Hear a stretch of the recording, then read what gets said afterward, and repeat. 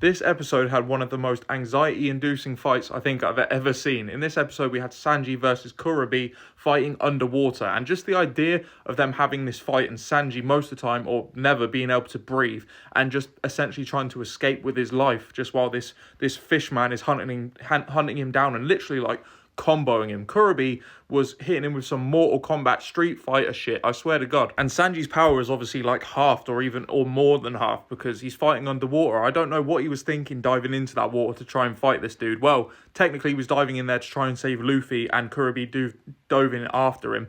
But, like, what did he expect, really? There was even a moment where Kurobe took even more of an advantage of his environment and grabbed Sanji and dove as quick as he could all the way down to the bottom of the ocean. And you could see Sanji's stomach literally, like caving inwards, like his organs collapsing because of the sudden pressure change. And I was like, Jesus Christ, that's just terrifying to even think about. However, the way that Sanji actually got out of the water was genius. The way he like put oxygen into Kurobe after he changed the way he breathed, I thought was amazing. And when they did get out of the water, and Sanji just leveled him, bro, with like some insane kicks. I love the way that Sanji fights. It reminds me of like Eddie from Street Fighter or something like that. I love fighters that use, you know, kicks and stuff to fight, like some Taekwondo shit. I just thought it was really cool. And yeah, he absolutely leveled Kurobe once they were on land. But in water, that fight gave me some heavy anxiety, bro. And on the flip side, in this episode, we had Usopp versus Chu, and Usopp actually got some character growth in this episode because while he faked his own death essentially to escape Chu, but of course that allowed Chu to go back to Arlong Park and essentially assist him.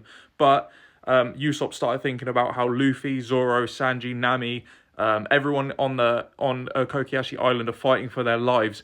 He sort of was like, I can't be this coward, you know, I don't even deserve to be on Luffy's crew if I'm just going to do this. And I thought that was a really powerful moment. He ended up calling Chu back, and he did get clotheslined and flattened, but the fact that he just decided to fight instead of, you know, fake his death and essentially like potentially make it harder for the rest of them, he actually took it upon himself to start fighting. And actually using his cunning and like his smarts and his traps and stuff, he did manage to beat Chu, which shocked me. You know, Usopp, he's clever, man. He's very sneaky. It did make me laugh, though, when he was using the Usopp hammer over and over again and literally basically pummeling this dude to absolute death. And while he's saying Usopp hammer, eventually, and during it, he used Usopp rubber band, I think he called it, or something. And it was just funny. You heard like a little slap from the band. I just thought that made me chuckle. Usopp he's a character, man. However, after this, it cuts to Arlong standing atop of Sanji and Zoro, who have just been absolutely destroyed. And you can tell Arlong's a completely different level to all the other fishmen,